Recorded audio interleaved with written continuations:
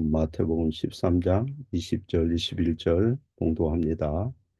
돌밭에 뿌려졌다는 것은 말씀을 듣고 즉시 기쁨으로 받되 그 속에 뿌리가 없어 잠시 견디다가 말씀으로 말미암아 환난이나 박해가 일어날 때에는 곧 넘어지는 자요.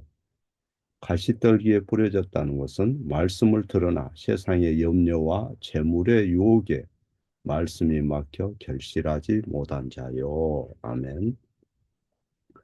주의 날 제7주일 21문입니다. 참 믿음이란 무엇입니까? 참 믿음은 내가 하나님께서 그의 말씀에서 우리에게 계시하신 모든 것을 진리로 받아들이는 확실한 지식입니다. 동시에 하나님께 순전히 은혜로 오직 그리스도의 공로 덕분에 사죄와 영원한 의와 구원을 다른 사람들뿐 아니라 나에게도 내려주셨다는 견고한 확신입니다. 이런 믿음을 성령께서 복음으로써 내 마음에 일으키십니다. 제22문 그러면 그리스도인은 무엇을 믿어야 합니까? 복음 안에서 우리에게 약속된 모든 것으로서 우리의 보편적이고 의심할 여지 없는 기독교 신앙의 조항들이 요약하여 우리에게 가르칩니다. 제23문 바로 이 신앙의 조항들 사도신경은 무엇입니까? 네, 사도신경에 대한 말씀이 나오죠. 어, 우리는 하이델베르그 요리문답 제7주일에 있는 말씀을 공부하고 있습니다. 동시에 마태복음 13장에서 주님이 말씀하신 씨 뿌리는 자의 비유에 대해서 살펴보고 있습니다. 오늘 말씀은 씨 뿌리는 자 비유에서 두 번째 토양에 대한 말씀이고 또 가시떨기에 떨어진 그 씨앗에 대해서 살펴보려고 합니다. 여기에 보면 5, 6절이죠. 더러는 흙이 많지 않는 돌밭에 떨어졌다 그랬어요. 거기는 흙이 깊지 않아서 씨앗이 즉시 솟아났습니다. 그러나 해가 돋아서 싹이 타버렸어요. 뿌리가 없어서 말라버렸느니라 성경은 이렇게 우리에게 말씀합니다. 돌 많고 건조한 곳에는 뿌리가 내리지 못하기 때문에 식물이 쉽게 죽어버리는 거죠. 그래서 이에 대해서 20절에서 주님이 다시 설명을 하셔요. 돌밭에 씨를 받는 자는 말씀을 듣고 즉시 기쁨으로 받는다. 이렇게 말씀하셔요.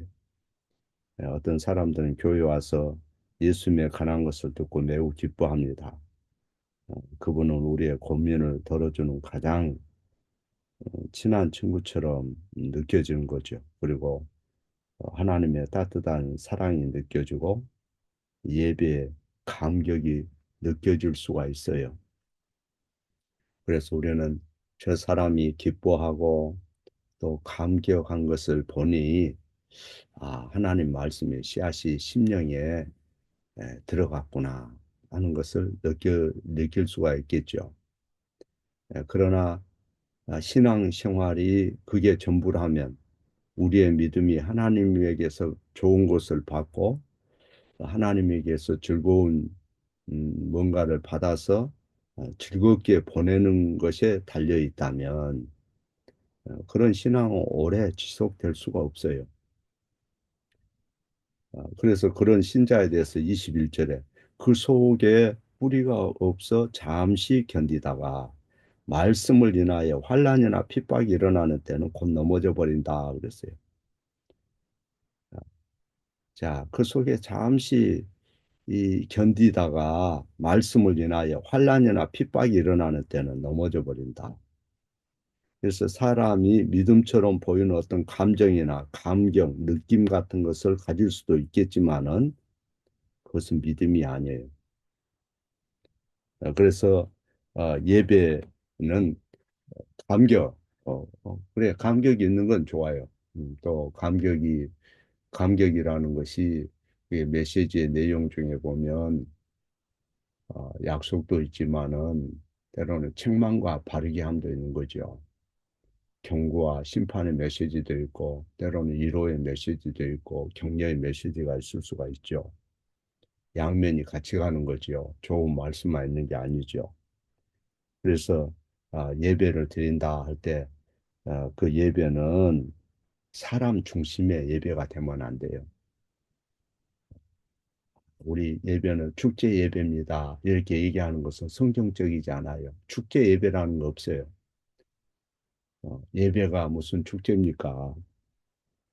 예, 하나님 말씀을 중심으로 잘 그걸 연구해서 선포하고 또 그 말씀을 경청하고 성령께서 그 말씀을 믿음으로 승화시키고 우리의 심령에 참된 믿음이 생겨나고 하나님 경외함이 생겨나고 하나님께 영광 돌려드리는 게 목적이 돼야 되는 거죠. 그런데 온통 예배를 갖다가 사람에게 영광 돌리거나 사람들이 나와서 무슨 오케스트라처럼 어, 영광을 받고 사람에게 주목하고 하는 것은 바람직스럽지가 않아요. 사람이 흰 장갑을 끼고 그럴듯하게 가운을 입고 로마 캐토릭처럼 면류관을 쓰고 지팡이 들고 나와서 그렇게 하는 것은 그 성경적이지 않아요. 예? 구원을 어떻게 생각하느냐에 따라서 삼위 하나님이 하시는 일에 초점을 두느냐 아니면은 하나님은 내 과거 문제, 현재 문제, 미래 문제를 해결하시는 분으로만 마치 어, 뜨거운 그런 여름날에 내 목을 축여주는 그런 시원한 한 잔의 물처럼 콜라처럼 그런 분으로 생각한다면 치유 사역을 해야 됩니다. 구원이란 현재, 과거, 미래 문제 해결하는 것입니다. 뭐 이런 식으로 떠들겠죠. 그건 위험해요. 예수님이 오시는 것은 단순히 우리의 가난 문제, 질병 문제, 스트레스 문제, 죽음 문제 해결하기 위해서 오신 게 아니라는 거 알아야 돼요. 성경을 수없이 표적과 기적을 쫓아서 몰려드는 무리를 향해서 주님이 경고했잖아요. 주님이 보여줄 수 있는 표적은 요나의 표적밖에 없다 하고 말씀하지 않습니까?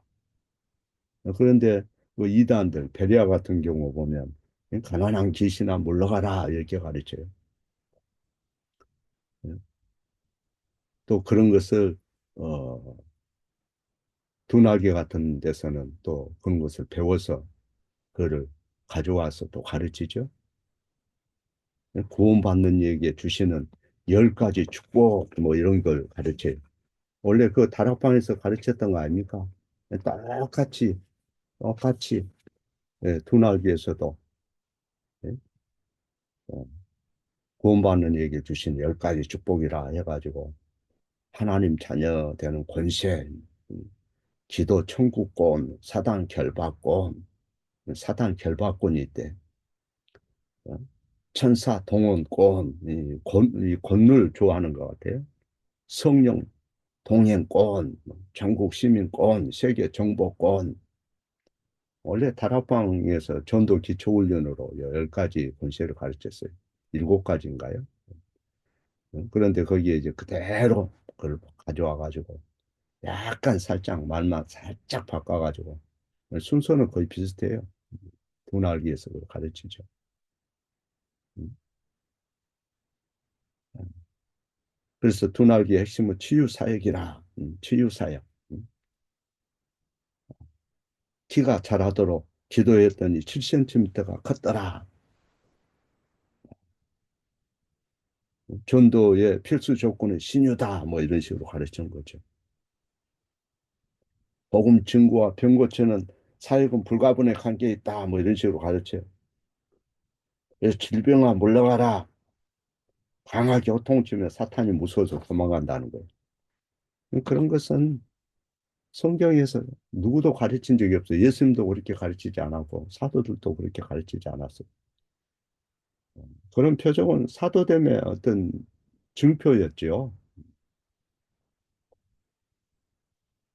그래서 예수님도 어,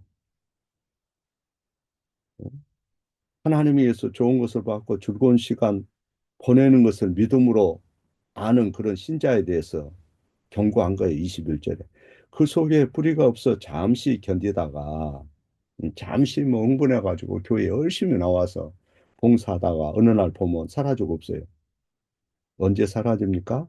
환란이나 핍박이 일어나는 때 넘어져 버린다 그랬어요. 그래서 어떤 감정이나 감격, 느낌 같은 것을 믿음으로 생각하면 안 된다. 그건 믿음이 아니에요.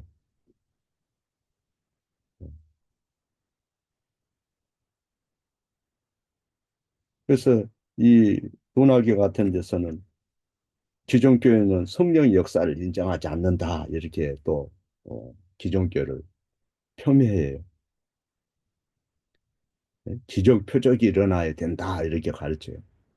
그건 완전 속임수입니다. 기적 표적을 가르치지 않으니 뭐 말씀에 무지하다 이런 식으로 가르쳐요. 종교교육 때는 제세례파가 그렇게 가르쳤죠. 이단으로 규정됐잖아요. 음.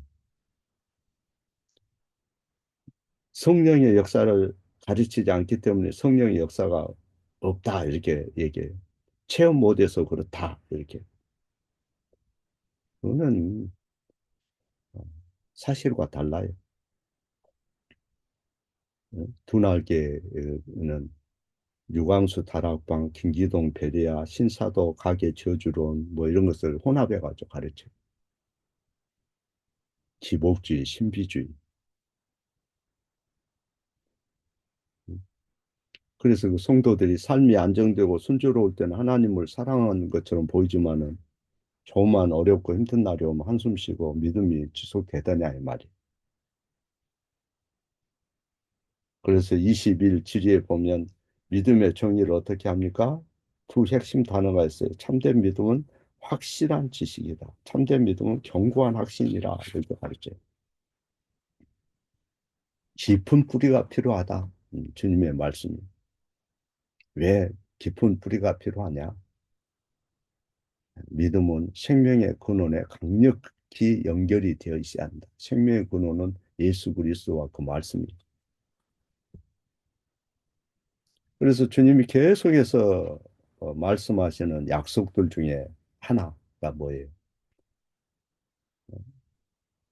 내가 환난을 당하였으니 너희도 환난을 당한다. 이 말씀하잖아요. 감남산 강화에서 여러분 마지막 때 당하는 어려움에 대해서 말씀하잖아요. 신자들이 어려움에 직면할 것이다. 이거를 주님이 수없이 말씀하셔요. 우리에게 어려움을 당할 것이라고 수없이 말씀하셔요.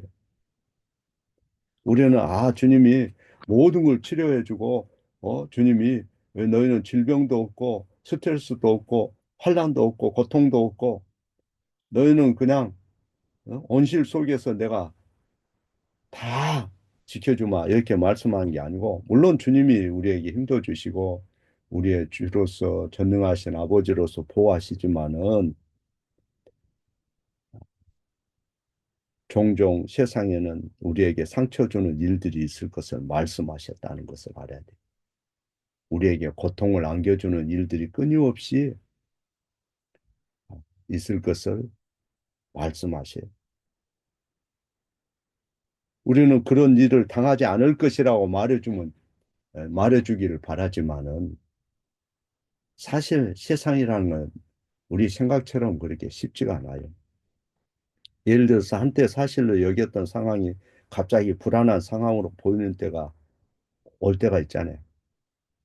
비근한 예를 들어서 예, 카말라 해리스, 트럼프 선거할 때 한국의 언론들이 90% 이상이 해리스가 된다고 그랬잖아요.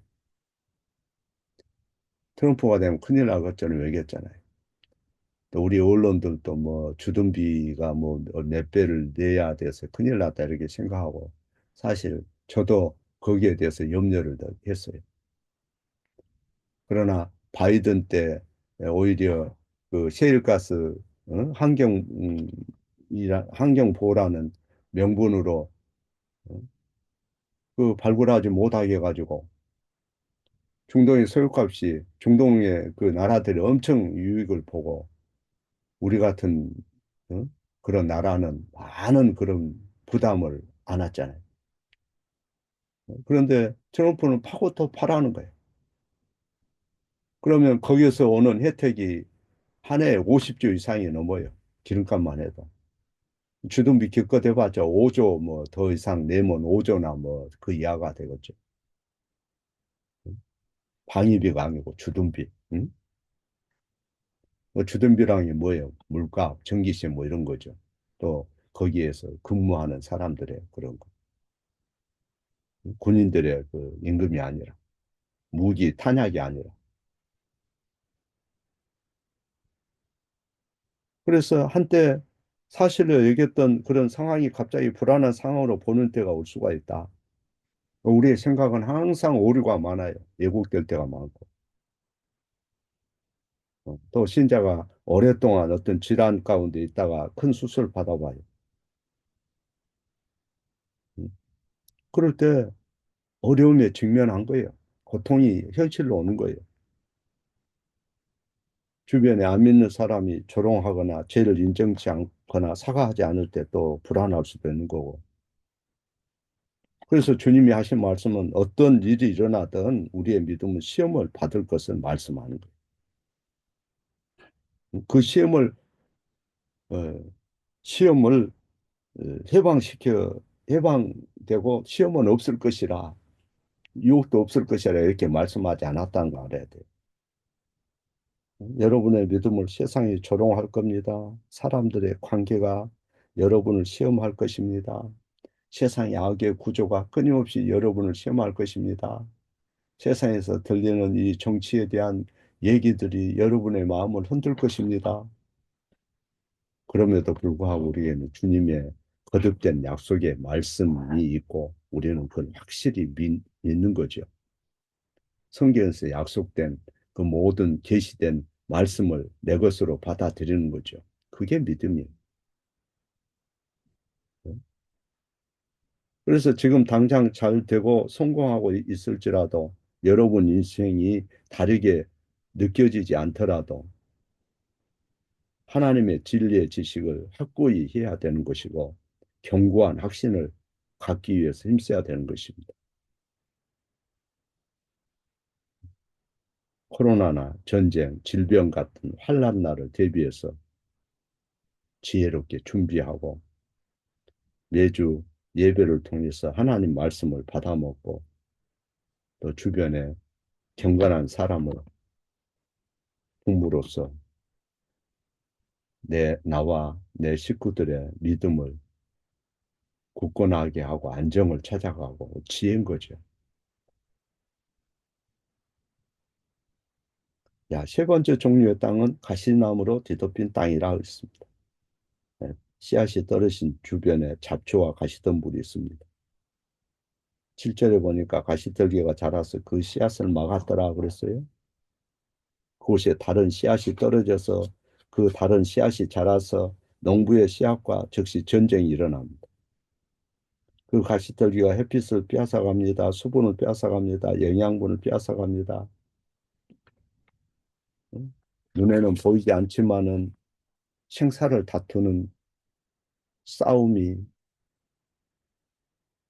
일어났습니다. 가시가 승리했죠?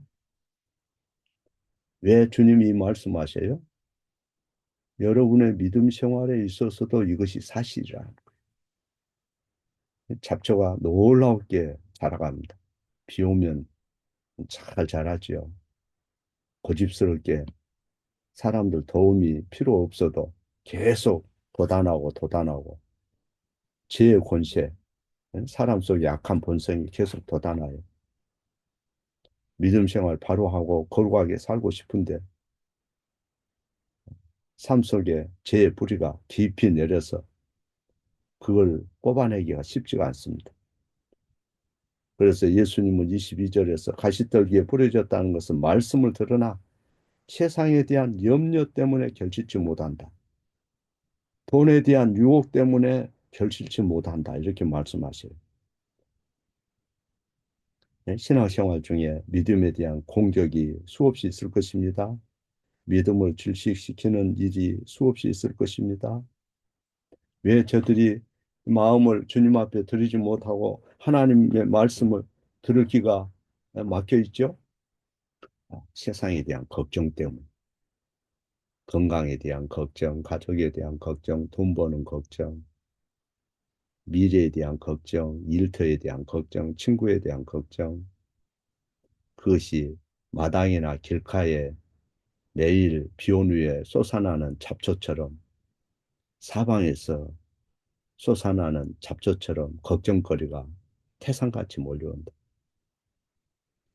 그 걱정이 믿는 일에 엔수가 된다. 이 말이야. 하나님을 전적으로 신뢰하고 그분 안에서 쉬는 것이 믿음인데 걱정에 빠지면 그리스도의 복음을 받아들이기도 어렵고 교회에 앉아있기도 어렵고 말씀은 20분만 전하라고 그러고 15분만 전하라고 그러고 오늘날 교회가 그렇지 않습니까? 말씀을 통해서만 하나님이 성령께서 역사하고 은혜를 주시는 건데 말씀을 아예 무시해버리는 그런 현상이 나타나는 거죠. 그 마음이 산만하니까 말씀을 들을 수가 없는 거죠. 그냥 종교행위 하러 오는 거지. 그래서 주님의 약속을 신뢰하지 못하고 우리 마음속에서 울려 퍼지는 두려움에 귀를 기울이고 그렇게 되는 거예요. 그럴 때 말씀을 통해서 우리가 자기 자신을 정리하고 그 여러 가지 걱정거리를 주님 앞에 가져가는 기도를 통해서 엎드리고 더 주를 신뢰하고 의지하는 그런 믿음이 필요한 거죠. 그래서 주님은 재물의 유혹에 대해서 경고하셨어요. 그 속임수다 재물은 그 기만이다. 세상에 그 부라는 것은 항상 거짓되게 우리에게 속삭입니다. 너 이거 가지야 너 행복할 수 있어. 조금만 더 벌어. 그걸로 너 부족해. 그러면 만족할 거야. 음? 그렇게 속삭여. 그러나 이 거짓말에 맞서 믿음은 하나님께서 계시하신 모든 것을 참된 것으로 받아들이는 것이라. 이렇게 지리 21번에서 성경을 요약해. 부에 대한 속임수, 유혹의 거짓말에 맞서서 하나님 말씀을 믿으시기 바랍니다. 하나님 말씀은 참됩니다. 여러분이 말씀에 씨앗이 때로는 마음에 제대로 박히지 않고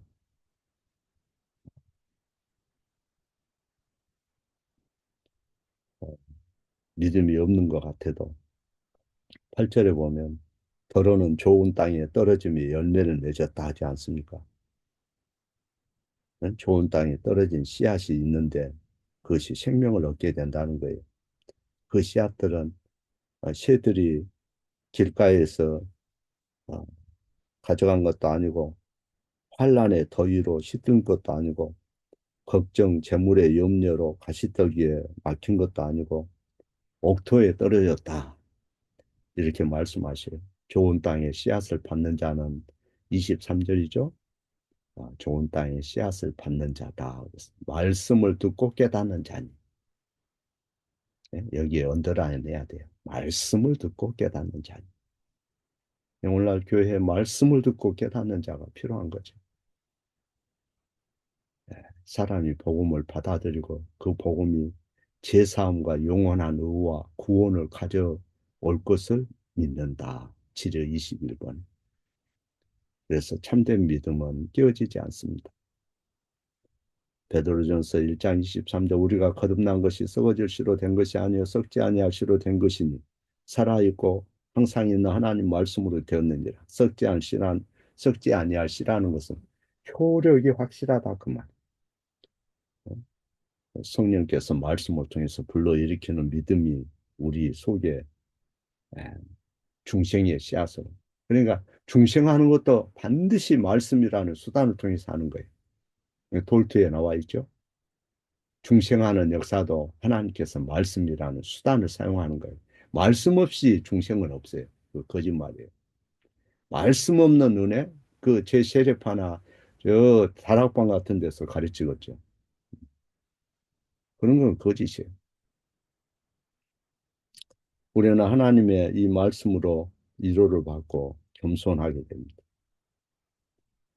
그 믿음이라는 것은 우리 힘으로 행한 것이 아니기 때문에 주님께서 우리로 하여금 그분의 복음을 받아들이도록 하지 않았다면 오늘 우리도 수많은 사람들 중에 하나와 같이 되었겠죠.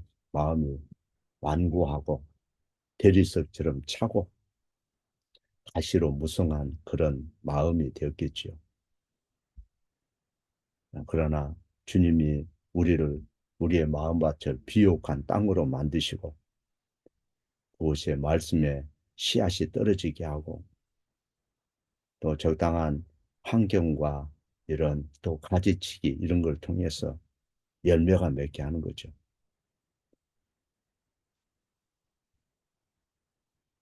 적절한 수분과 햇빛을 받으면 나무가 잘 자라지요. 풍성한 수확이 맺히지요. 그것을 농부가 온해서 밭에 씨앗을 뿌리는 거예요. 우리의 농부는 하나님 아버지죠. 우리가 열매 많이 맺으면 하나님 아버지께 영광을 받는다 했죠. 복음이 마음에 뿌리를 내리면 놀라운 일이 일어나요. 그 복음이 자라서 나중에는 많은 열매를 맺는다. 그러나 그 믿음은 현실적으로 보이지 않아요. 우리 눈에 안 보여요. 믿음은 심장 초음파처럼 나타나는 게 아니에요. CT상에 나타나는 게 아니에요. 그럼에도 불구하고 믿음이나 의롭게 됨이나 이런 것은 비가시적 속성이지만은 가시적으로 나타나야 돼요. 가시적 교회가 있고 비가시적 교회가 있는 게 아니죠. 교회가 두 개, 언약이 두 개요. 말씀도 두 개야 되죠. 그러나 언약도 하나요, 세례도 하나요, 하나님도 한 분이요, 믿음도 하나요, 교회도 하나인 거예요. 보편적이고 하나인 거룩한 사도적 교회라. 이 말씀을 잘 알아야 돼요. 그 말이 뭘 의미하는지. 예. 믿음은 가시적이 되는 거예요. 예배 드리는 게 가시적이 되고 하나님 사랑하는 모습에서 가시적이 되고 이웃을 사랑하는 방식에서 가시적이 되는 거예요. 그래 30배, 60배, 100배 열매를 맺는 거죠. 우리의 심령에서 시작하는 거예요. 말씀을 성령이 사용해서. 그런데 그런 것은 관심이 없고 자꾸 성장 숫자에만 관심을 두는 것은 교회가 할 짓이 아니죠. 그거는 저기 사업하는 사람들이 하는 거죠. 그래서 참된 믿음을 갖게 되면 그 믿음은 세상에 대한 생각하는 방식이나 또 가정에서 배우자에게 말하는 방식이나 또 살다 보면 낙심이 될 때 처신하는 방식, 학교에서 동료에게 관계하는 방식, 또 혼자 방에 있을 때 온라인을 접하는 방식, 돈을 쓰는 방식, 어, 또 스크린에 어떤 영화를 보는 방식에 있어서 변화가 오는 거죠, 변화. 어, 의견이 달라도 서로를 대하는 방식에 변화가 오고 미래를 계획하는 방식에 변화가 오고 시간을 보내는 방식에 변화가 오고 복음이 일단 뿌리를 내리며 삶에 놀라운 영향을 미쳐요. 그 사람의 됨됨이가 바꿔지는 거죠. 거기에 초점이 돼야 되는 거지. 그건 관심도 없고 자꾸 무슨 뭐 치유사회다, 기복신앙이다, 현세적 복만 강조하면 그게 실제로 안 오면 어떻게 되는 거예요? 낙심하고 다 떠나가지고. 그러니까 처음에는 뭐 두나기가 그 멤버들이 막 흥분을 내서 교회를 세웠는데 10년, 20년, 30년 지나고 나면 그 멤버들이 교회에 남아 있었으니까 다 사라져 버리지 뭐. 한때 교회에 와서 막 레크레이션 하고 막 노래 가르치고 학생들에게 해봐요. 30년, 40명 와요. 서로 여자, 남자 쳐다보기 위해서 오지 재밌지. 학교에서는 재미없고 하루 종일 스트레스 받았는데 교회 오면 서로 어깨춤도 추고 서로 여러 가지 하잖아요. 그래 와요. 그런데 그런 걸로 계속 그 유지가 되면 숫자는 늘어날지 몰라도 세상에 나가서 그들이 이제 직장을 잡을 때나 결혼할 때 보세요. 누구하고 결혼했는가? 어떤 직장에 다니는가? 지금 그들이 교회에 박혀 있는가 보세요. 말씀이 없으면 다 떠나는 거죠. 그래서 주님의 이 씨 뿌리는 비유는 네가 지금 열매를 맺고 있는가 생각해 봐라 하고 우리에게 도전을 던지는 거예요. 그래서 나는 어떤 유의 토양인지 스스로 질문해 봐야 돼.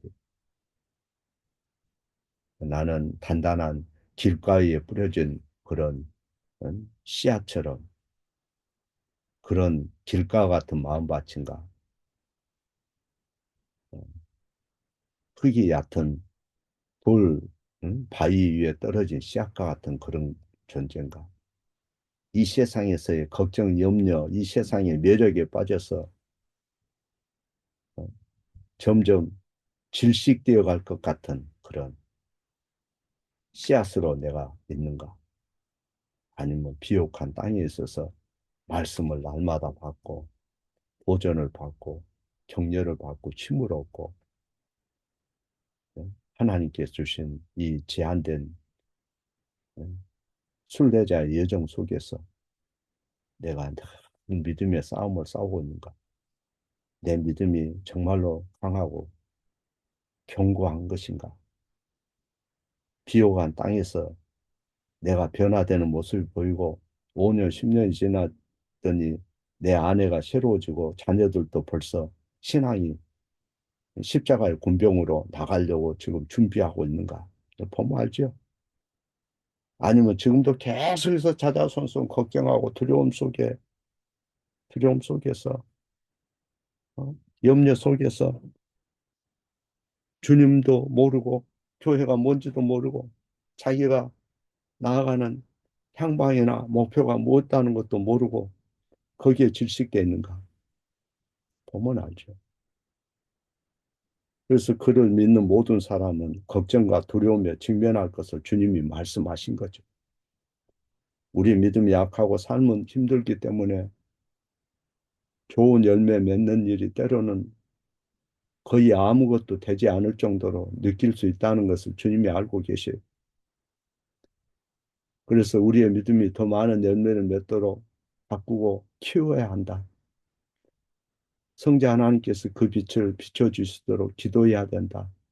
성령 하나님께서 우리 속에서 선한 일을 끝까지 이루어 가시도록 더욱 기도해라. 말씀의 씨앗을 위한 좋은 그런 가정이 되도록 기도하고 더 주님만을 신뢰해라. 이것이 씨부는 자의 비유의 교훈이에요. 하나님의 주권은 인간의 책임을 취하하는 게 아니에요. 하나님의 작정조차도 하나님의 예? 어떤 수단이나 인간의 어떤 책임을 면제해 주는 게 아니에요. 볼트에 나와 있죠. 자, 기도하겠습니다.